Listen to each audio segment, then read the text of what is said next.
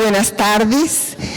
Esta es una sesión muy especial para el Instituto Nacional de Estudios Históricos de las Revoluciones de México, porque tenemos el privilegio de recibir al doctor Ramón Tamames, que es un personaje que ha hecho historia en España y que ahora nos va a hablar de historia, precisamente.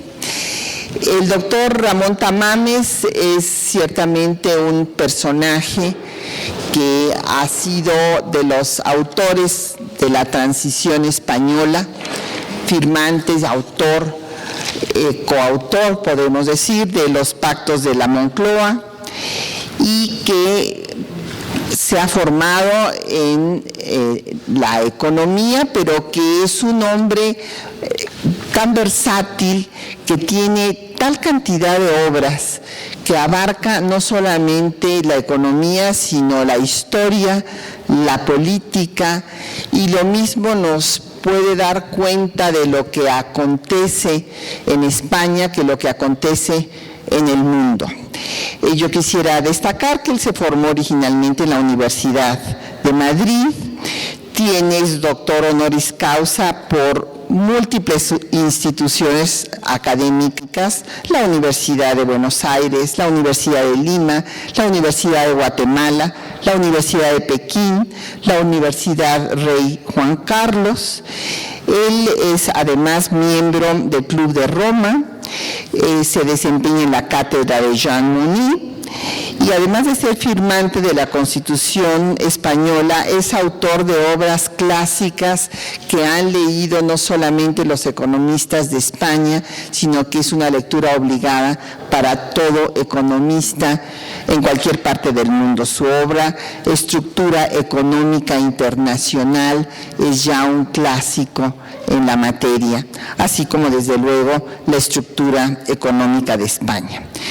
Y hoy nos va a hablar de un personaje que ha recibido el reconocimiento de los mexicanos por su acción valerosa de apoyo a la República Mexicana frente a la intervención francesa y al Segundo Imperio.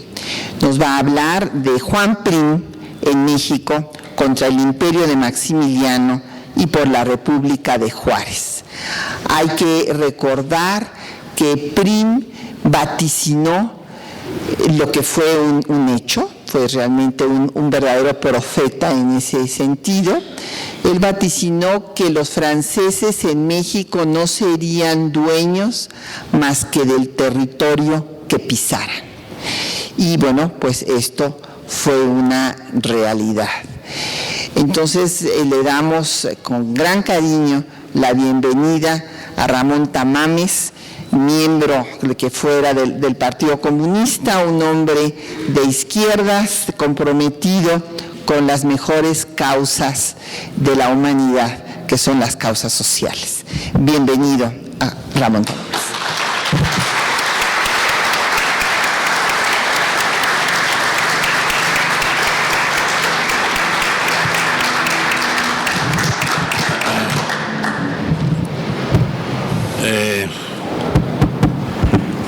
Buenas tardes a todos.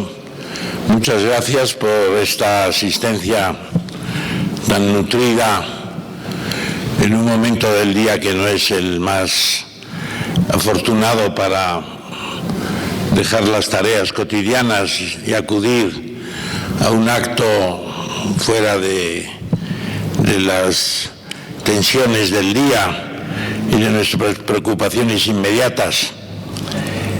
Y muchas gracias a la directora del Instituto de Estudios de las Revoluciones Mexicanas, Patricia Galeana. Nuestro conocimiento recíproco es muy antiguo ya. Hemos estado en multitud de ocasiones en México, en España, tratando de temas muy diversos, entre ellos los históricos, desde luego.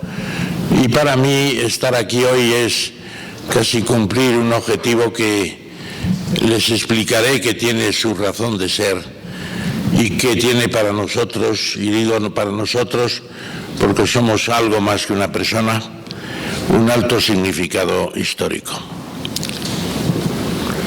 Hace 3 años constituimos en Madrid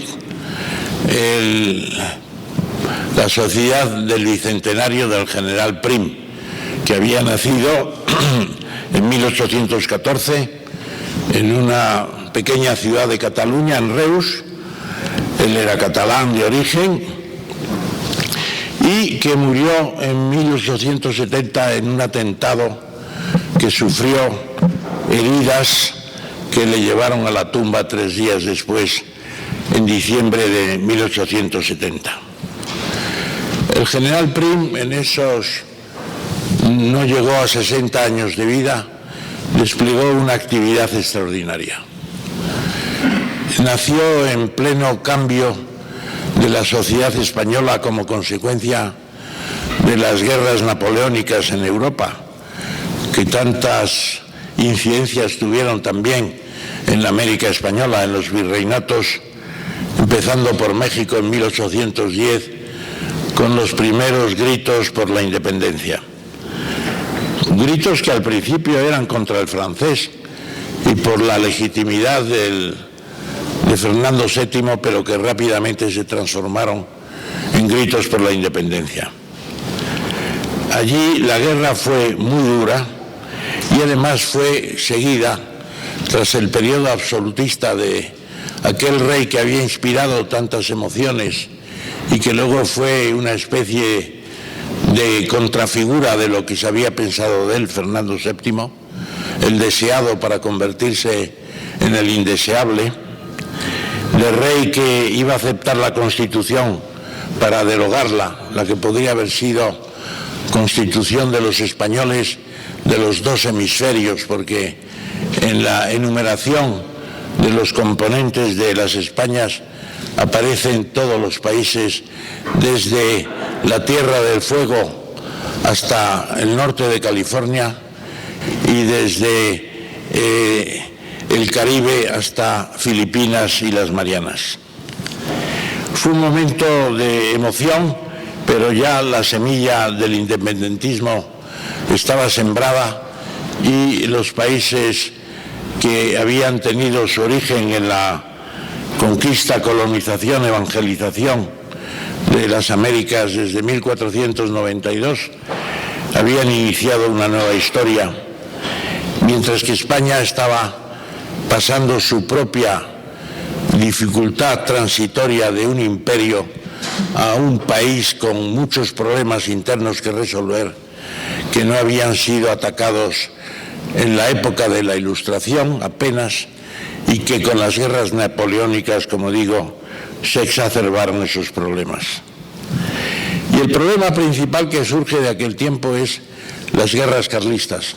A la sucesión de Fernando VII hay un enfrentamiento intradinástico por quién va a suceder al rey, y aunque hay expresiones nominales que podrían detallarse, lo principal es darse cuenta de que hay una corriente liberal, democrática y constitucionalista con Isabel II y una corriente absolutista, retrógrada, de vuelta a las instituciones que ya habían sido derogadas de la Inquisición, la Mesta, la tortura, el tormento que se llamaba, etcétera, para abrirse a una España moderna. Eran las guerras carlistas. Y ahí aparece nuestro personaje, Prim, que se engancha en el ejército español cuando no ha cumplido la veintena y que entre 1831 y 1837, desde soldado raso, termina como coronel del ejército con multitud de heridas, de méritos de guerra y sobre todo con una vocación política en la reconstrucción de lo que va a ser la nación española.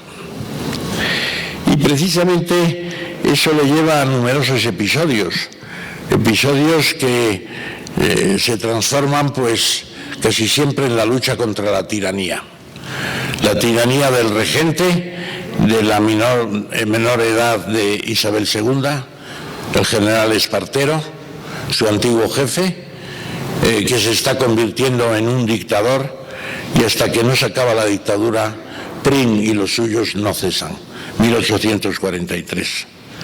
Luego los problemas de la configuración de la España moderada, que intenta restañar las heridas de tantos años de dejadez, de incuria y de abandono de un país destrozado en todos los aspectos.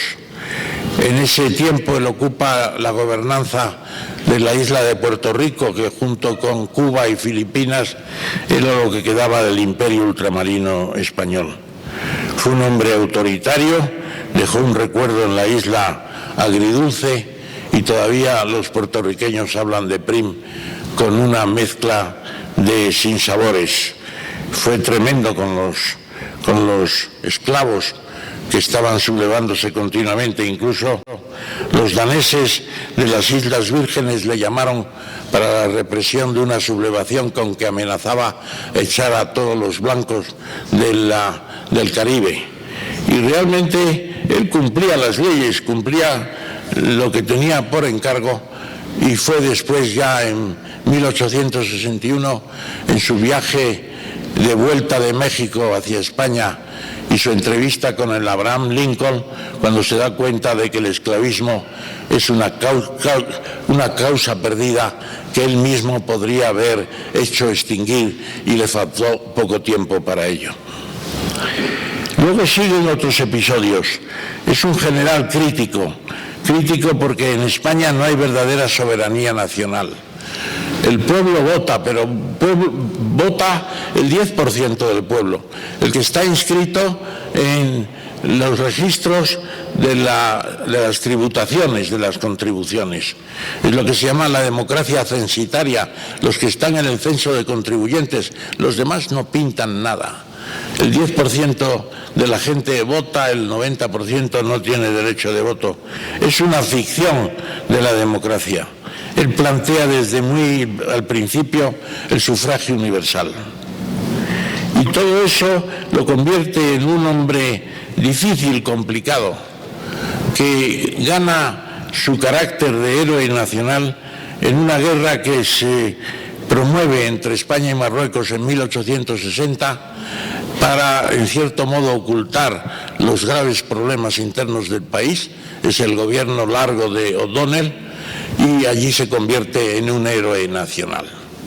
Él, junto con los voluntarios catalanes y las formaciones del resto del ejército, consigue las victorias de Bartrás, de Castillejos, de Tetuán, y convierte lo que ha sido una guerra de impredecibles consecuencias en una gran victoria, que ya le llevará por toda España y por toda Europa y por todo el mundo como un héroe de su tiempo.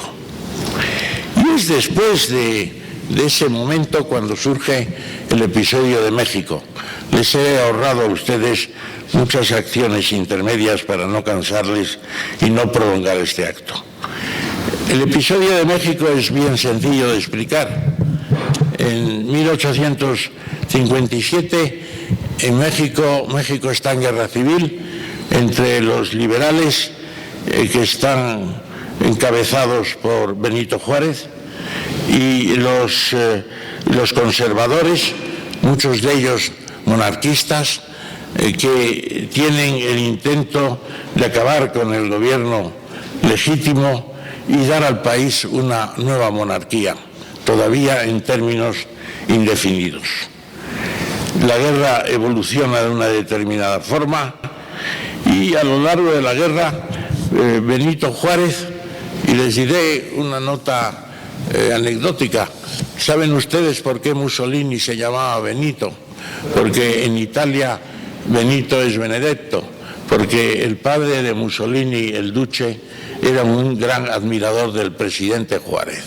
Es una cosa que muchas veces se comenta y que es así, además.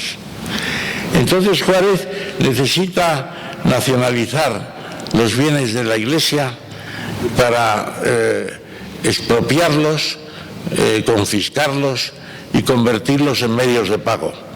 Y al mismo tiempo tiene que demorar pagos de empréstitos y de deudas con otros países y concretamente Inglaterra, España y Francia. Y ahí surge el problema. Los países que consideran que se falta el pago de unas deudas deciden intervenir. Es un poco la vieja historia que luego los norteamericanos aplicarían muchas veces de enviar la cañonera. Enviar la cañonera, en este caso, una fuerza expedicionaria de en total unos 7.500, 8.000 hombres, la mayoría españoles por estar la base más cercana en Cuba, y que pretenden que se haga honor a esos pagos demorados. El resultado es que para esta misión en México es designado en España el general Prim. Entre otras cosas,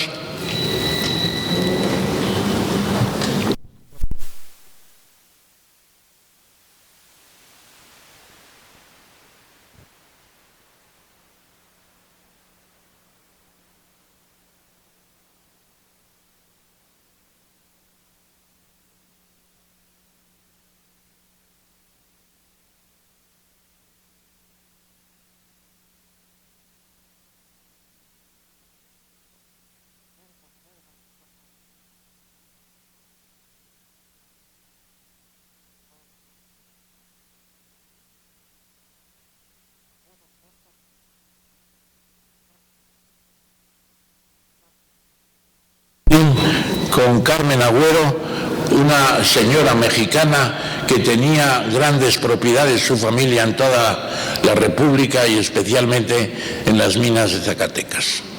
Y no está fuera de lo normal que en ese momento Prim recibiera presión de su familia para ver qué estaba pasando en México y tratar de paliar o resolver los problemas que allí tenía esta empresa importante. Es designado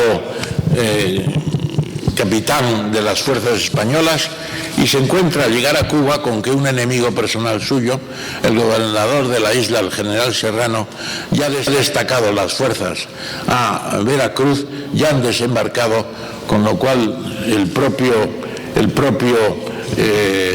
Prim se encuentra en una situación muy difícil, pero no duda en tomar el mando y aplicar desde el principio las ideas que él preconiza para la presencia de una tropa española en México después de varias decenas ya de independencia mexicana y cuando México había sido reconocido por España como país independiente.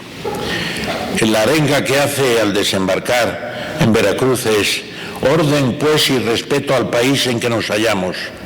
Vean los que nos juzguen de invasores y de dominantes que no venimos aquí por espíritu de conquista, ni nos llegan ambiciones de ningún género, que solo venimos a sellar el buen nombre de nuestra patria como nobles caballeros, a pedir reparación de ofensas inferidas, como generosos a contribuir a la paz y desarrollo de un pueblo digno de felicidad y de ventura.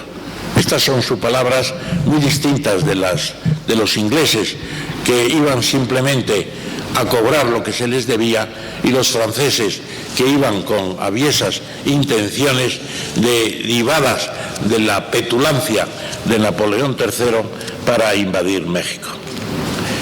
Como Prim es el único de los tres que habla la misma lengua española de los mexicanos, como Prim es el que tiene más fuerza militar por la proximidad de Cuba, como además conoce México mejor a través de sus relaciones familiares, pronto es designado casi plenipotenciario de las tres fuerzas para negociar. Y en esa negociación, pues se inicia con cierta rapidez y se llega a lo que se llaman las preliminares de la soledad. Un acuerdo en el que participa Prim en nombre de los tres representantes europeos y del lado del gobierno pues aparece del gabinete Juárez el señor Doblado y representante en la lejanía José González Echevarría, ministro de Hacienda, que es precisamente familiar de Prim a través de su esposa mexicana. Y allí es donde se establecen unas bases, ya en febrero de 1962, que se conocen como las primaveras, las preliminares de la Soledad.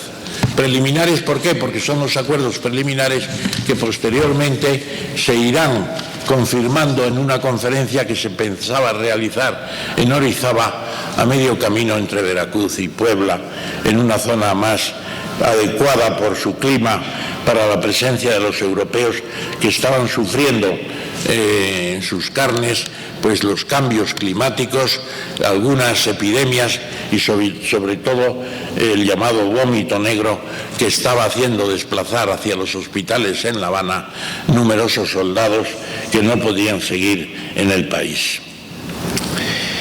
Esta intensa labor de Prim de negociar con los mexicanos les lleva a estos acuerdos.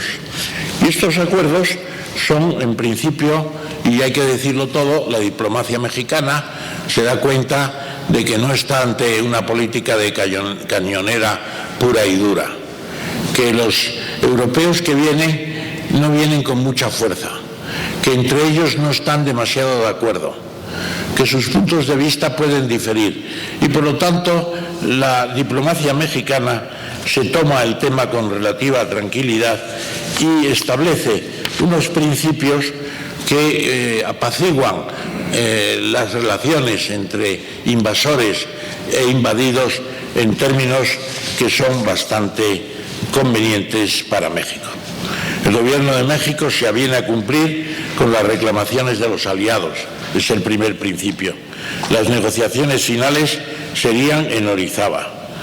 Hasta que concluyeran las conversaciones, los soldados expedicionarios se desplazarían a Orizaba, Tehuacán y Córdoba, lugares más aptos para acampar por razones de salud, como decía antes.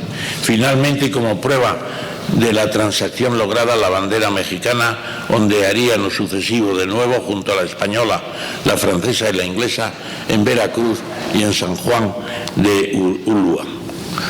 Ese fue el acuerdo. Ese fue el acuerdo y quedó pendiente de firma por los plenipotenciarios.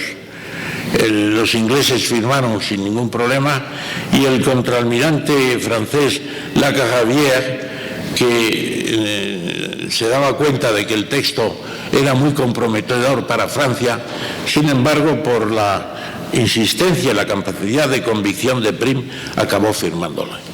Fue el último acto que firmaría porque inmediatamente enterados en París, es cierto que un tiempo después de que había aceptado estas preliminares, fue destituido de su cargo y sustituido por un nuevo representante francés, el señor Chaligny. ¿Qué pasó entonces a partir de esta situación? Pues hubo numerosas reacciones de la prensa, de los comentaristas, de los círculos militares, de los círculos de negocios, etc. Y se puede decir que la situación pues, se fue haciendo más tensa en el acuerdo tripartito. Y ya se advirtió que habría una segunda intención ya manifiesta y decidida por parte de Francia. El embajador de España en París advierte a Prim, que está en Veracruz, que Francia aumentará en más de 4.000 hombres con cinco batallones de suavos, que son fuerzas norteafricanas. Sus fuerzas en México, con el propósito de Napoleón III de implantar a Maximiliano de Austria como nuevo emperador de México. Por esto, el embajador de España, el ministro de España de Asuntos Exteriores, hace una recomendación a Prim. Dice, sería estúpido ayudar a la ejecución de un proyecto que no habíamos concebido nosotros, el de Napoleón III, en circunstancias lo más importante que serían ir contra un México que no acepta la imposición francesa. Y además O'Donnell, el jefe de gobierno, manifestó sin publicidad alguna. No tenemos compromiso ninguno sobre ese proyecto monárquico francés, que es un auténtico disparate. Por lo tanto, aparentemente había unidad de criterio en la parte española de retirar las fuerzas una vez demostrado que la situación era preparatoria de una invasión francesa, y cuando ya españoles e ingleses habían negociado a satisfacción relativamente, los ingleses completa, los españoles menos, los problemas pendientes, y tenían, por lo tanto, la posibilidad de marcharse con el deber inicial cumplido para no participar en la segunda componente que entrañaba aquella invasión. La respuesta de Francia es la destitución de la Gravière, como he dicho, el nombramiento de un nuevo representante, la llegada de un general francés, Ferdinand Latry, conde de Lorenzés, que desembarca con 4.700 hombres y que piensa en la inmediata ocupación de Puebla como primera victoria que le puede llevar rápidamente a la capital mexicana de lo que hoy llamamos el Distrito Federal.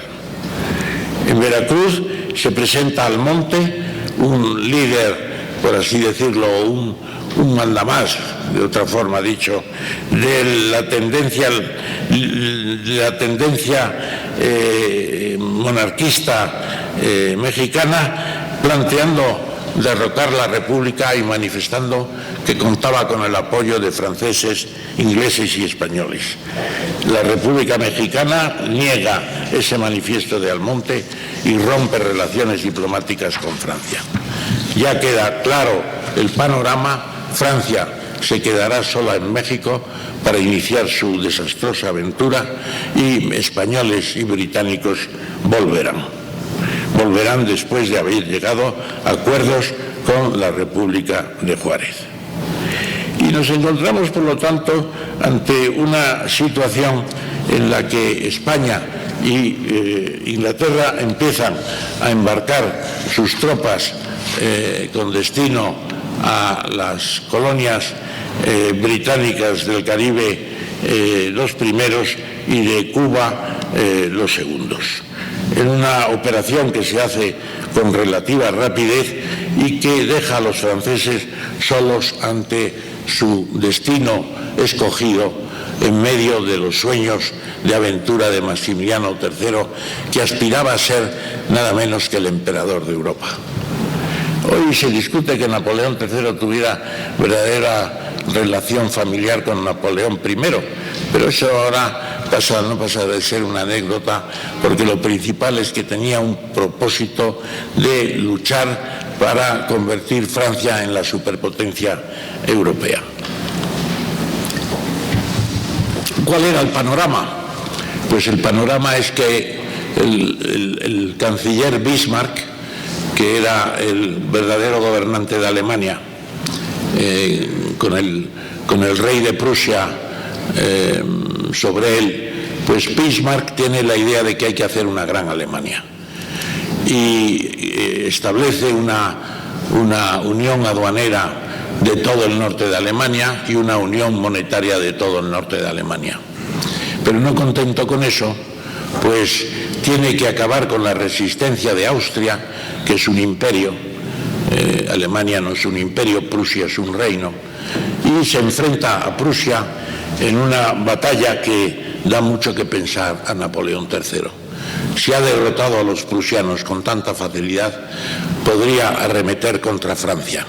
Y es en 1967 cuando Napoleón decide retirar sus tropas de élite que habían asegurado durante unos años el imperio de Maximiliano, las retira de México y deja a Maximiliano solo ante el peligro, con escasas fuerzas que naturalmente en poco tiempo son reducidas a perder la guerra y que conducen en Querétaro en 1867 al juicio sumarísimo y a la muerte de Napoleón III como presunto emperador de México. Perdón, Napoleón de Emiliano de Austria, perdón, he tenido un lapsus. Gracias. Entonces el resultado es sencillamente que termina la aventura de Napoleón, y además la aventura de Napoleón no va a terminar ahí, porque pocos años después, en 1970,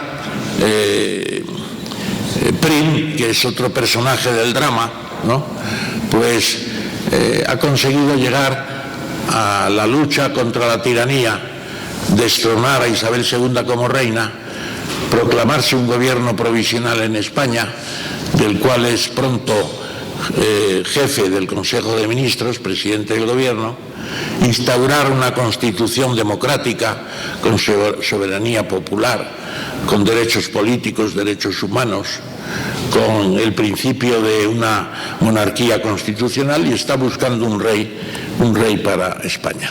Y el primero que busca es un Hohenzollern-Schweningen, que es un familiar del emperador de Alemania, y Francia protesta por la posibilidad de que otra vez en la historia, como en los tiempos de Carlos I de España y V de Alemania, hubiera una especie de pinza sobre Francia por Alemania y España.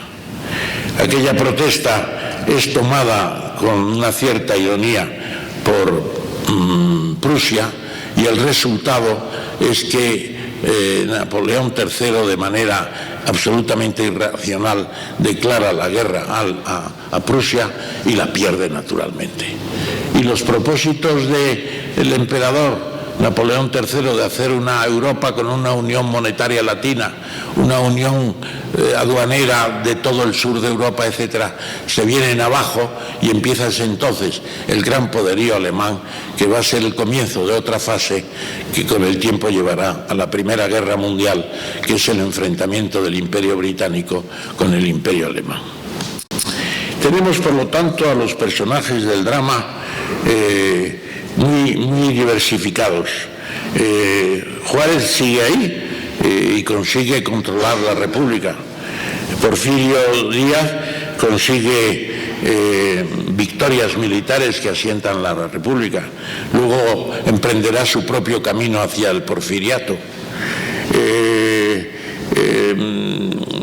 Prim prosigue después de su aventura mexicana y del encuentro con Lincoln y de la percepción de que Estados Unidos es la mayor potencia del mundo ya, prosigue su lucha contra la tiranía en España, y al final es ejecutado ruinmente en ese atentado por quienes no querían una monarquía que Prim sí quería, por quienes no aceptaban el sufragio universal, por quienes pretendían introducir a otro candidato retrógrado, el príncipe de Montpensier, como rey de España, etc.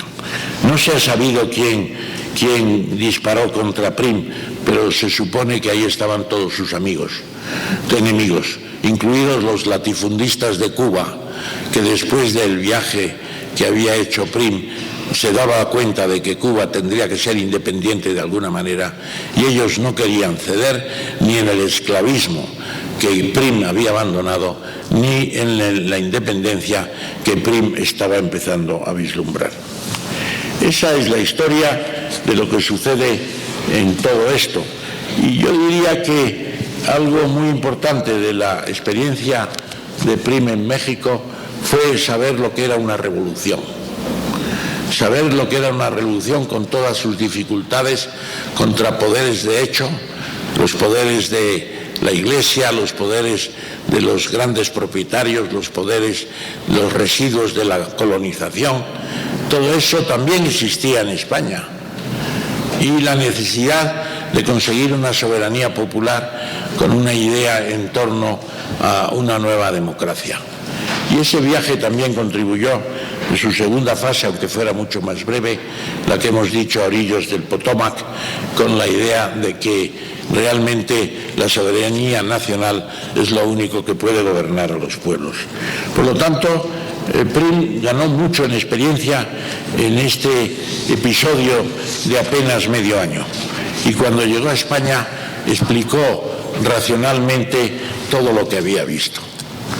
Y fue precisamente la reina Isabel II, que después sería su destronada, la que le dio la razón. Dice: nosotros no tenemos por qué ayudar a los franceses a ser dueños de un país que fue de España tanto tiempo y que ahora es independiente. Y eso superó los problemas que había en el Congreso y en el Senado para limpiar la imagen de Prim, que había tomado su determinación libremente como representante plenipotenciario ante un país. La imagen de Prim por los mexicanos. He tenido ocasión en uno de los libros de Galeana, de Patricia Galeana, de estudiar estos aspectos también y de ver cómo hubo manifestaciones muy favorables entre algunos doctos mexicanos sobre lo que representa Prim. Ucronias se pueden hacer. Si Prim hubiera apoyado la pretensión francesa de seguir adelante, incluso los ingleses podrían haber cambiado de opinión y ya un ejército tripartito pues podría haber sido una cosa de mayor enjundia que un ejército francés simplemente. Yo creo que esa Ucrania es imposible de mantener, pero lo cierto es que tomó un primer paso muy importante. Genaro Estrada, que ha estudiado el tema desde el lado mexicano con gran, exhaustividad, dice: don Juan Prim, una vez cumplido su deber de dar a conocer a los aliados de sus gobiernos la injusticia de la causa que explotaban, expuestos sus puntos de vista personales a su propio gobierno y particularmente a los políticos de su país, convencido profundamente de que de continuar adelante no hubiera podido salvar a su patria de la sentencia de la posteridad, embarcó a sus tropas, salió del país y volvió con la estupenda serenidad en que a veces se resolvía su carácter impetuoso, a explicar una vez más su conducta y a esperar con su peculiar decisión el fallo que se diera a tan atrevida empresa de diplomático. Debemos señalar tres aspectos principales de la conducta del general Prim en la expedición a México: su exquisita prudencia propia del más hábil diplomático, su rápido y certero conocimiento de la situación de México, determinante de su inquebrantable solución final, y su hondo y nobilísimo espíritu de justicia que lo hizo sobreponer la causa de un pueblo extraño a los propios proyectos de su gobierno. ¿Qué más podemos pedir los mexicanos para honrar la memoria de un hombre que, sirviendo a su patria, pudo también prestar a la nuestra su servicio benemérito? Creo que son palabras muy sentidas. Y terminaría con lo que fue precisamente y lo que es en España hoy Prim. Para ustedes puede ser un recuerdo de una fase tormentosa de su lucha por construir la nación mexicana, de una intervención extranjera que podría haber sido más complicada todavía. Para nosotros Prim sigue siendo un modelo en estos días. Como he dicho antes, era un catalán y un español de cuerpo entero. Se sentía las dos cosas a la vez. Y por eso precisamente los secesionistas que en España hoy existen en Cataluña apenas mencionan a Prim. Y los que lo hacen de manera negativa porque consideran que para él la nación española estaba por encima de todo. Y se puede decir también que el modelo Prim significa que en un momento de convulsiones como la que teníamos en España, sin embargo, él quiso democratizar el país, lo he dicho ya creo que 2 veces, con la Constitución de 1869 de soberanía popular, etcétera, y además quiso modernizar el país, económicamente hablando. Económicamente hablando, entrando España en la Unión Monetaria Latina, que luego sufriría las vicisitudes que he comentado, para tener una moneda homologada internacionalmente, la peseta, que sirviera para desarrollar las relaciones económicas internacionales y marcar una prosperidad para el país. y al mismo tiempo estableció, dentro de una gran polémica que ha existido en todos los países de proteccionismo o libre cambio, defendió una postura intermedia entre el proteccionismo y el libre cambio. Protección mientras haga falta para las industrias nacientes. A partir del momento, a los 10 años, comienzo de la caída de la protección para hacerlas competitivas y que permitan enriquecer el país en vez de crear monopolios, altos precios y cierres de mercado. Por eso sigue siendo para nosotros una figura muy estimable y por eso también en el segundo centenario de su nacimiento, los que formamos parte de la directiva de esta sociedad, celebramos mucho que la voz de estas inquietudes haya llegado también a México, donde él tantas cosas aprendió y tantas cosas supo retener para sus años ulteriores de lucha por la democracia y por la libertad de España. Muchas gracias.